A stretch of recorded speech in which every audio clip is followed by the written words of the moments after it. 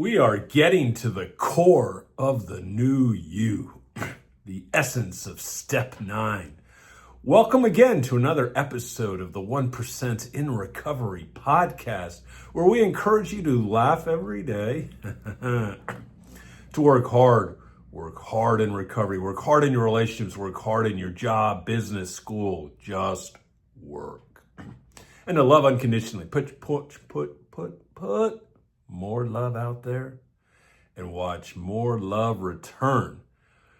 Just love unconditionally. Remember, recovery is beautiful. Your EQ is your IQ, and you cannot outthink an emotional issue. Now, what we're encouraging people to do is to download the Recovery Growth Scorecard. It is free.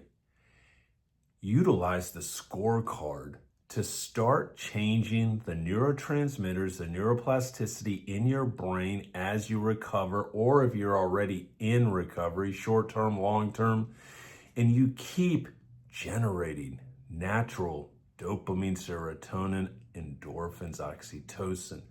That way, you heal, you stay healthy. Is Wonderful.Love is the website, LOVE. Download the free Recovery Growth Scorecard and just keep watching your recovery get better and better. Now let's jump in to this week's episode, the essence of step 9, which is listening.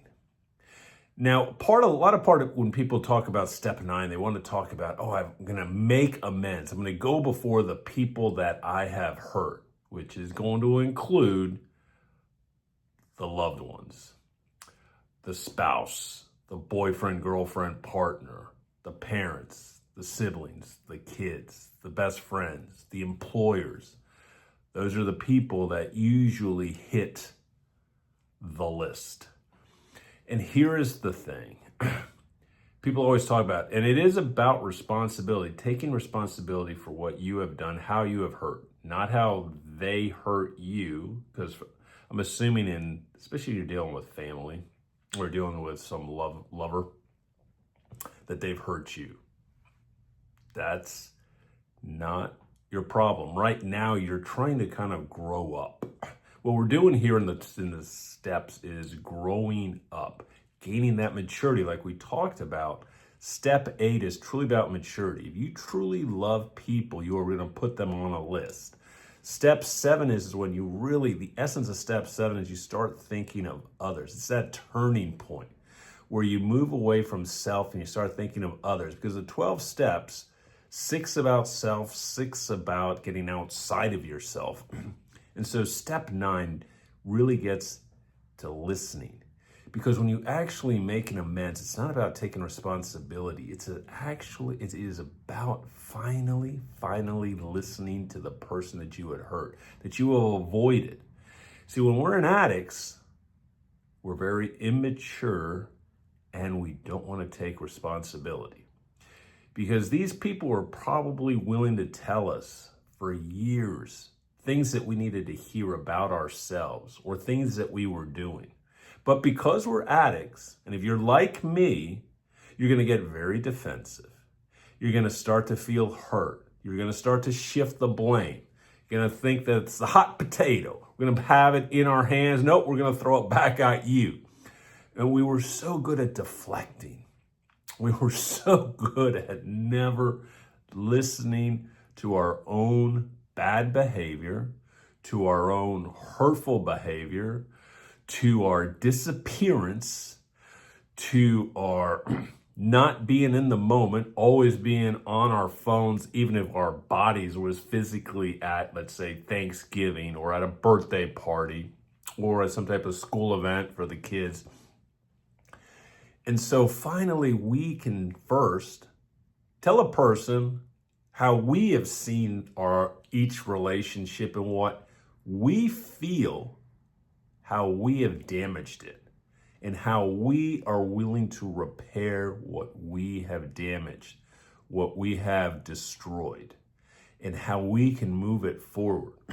But the key piece and the most important piece, because look, if you're like me, and you're like a lot of addicts that I have heard, gamblers, alcoholics, druggies, we all wanted to control how a step 9 was going to work. We all wanted to know exactly how they were going to respond, how they were going to just accept our apology and everything was going to be gravy.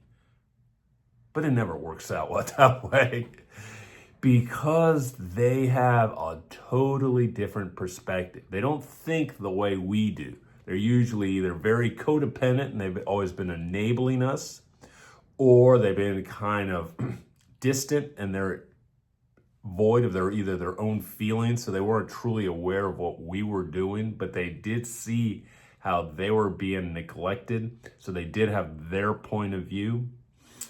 So even though we thought that certain things would go well, and this happened, with me, when I did, my main step 9, it was with a girlfriend that I'd already been with for years. And I had to first tell her what I thought went wrong. Same thing like with my mother. I told her exactly what I thought went wrong. But my girlfriend, at that time, she had told me different things that I thought were very minimal, but that were very impactful to her. And that's where I really realized step 9 is truly about listening. I have to listen to how I hurt them.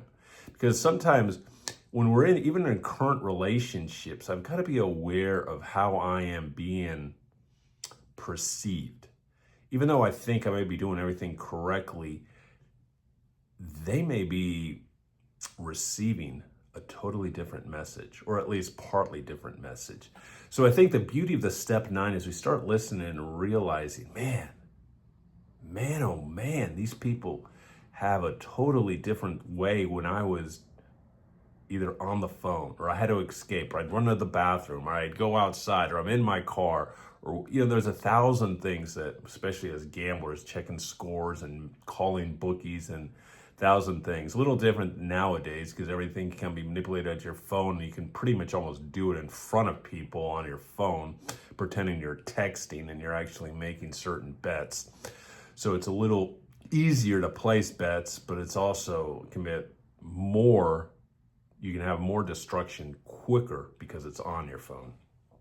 But let's get back. So she was telling me about things, and I just had to really sit down and listen. And I stopped being defensive. I stopped trying to shift the blame. I started to take responsibility and hear her and hear how I could make it better from her side.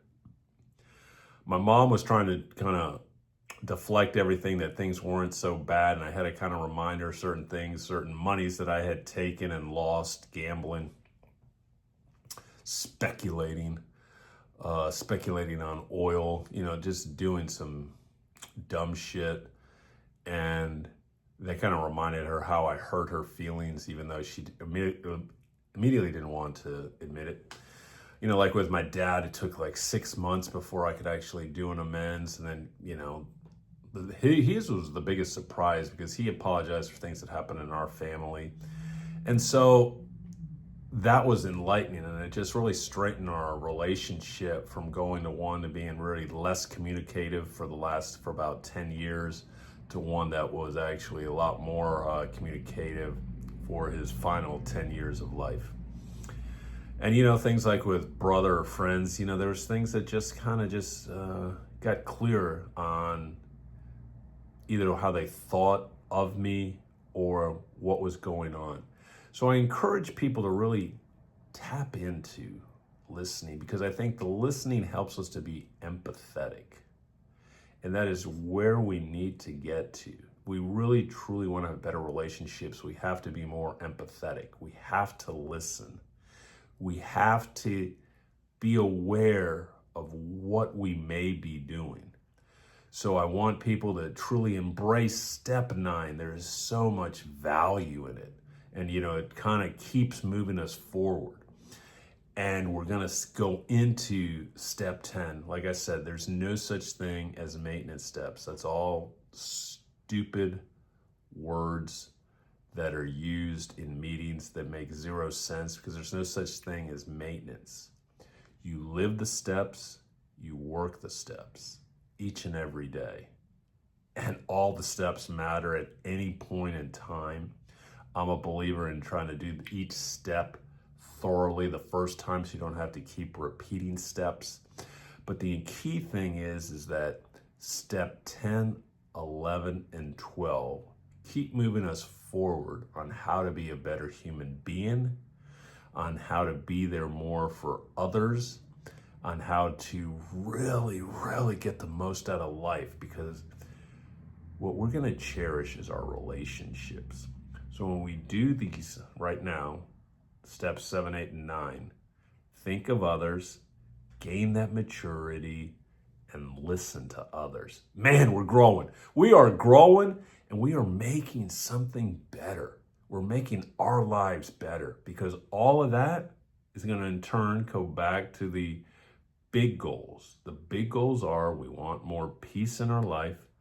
We want to have that total freedom from addiction, and we want to have that serenity now.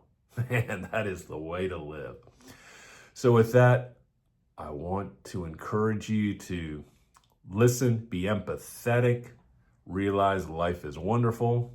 And with that, we are going to conclude this episode of the 1% in Recovery podcast.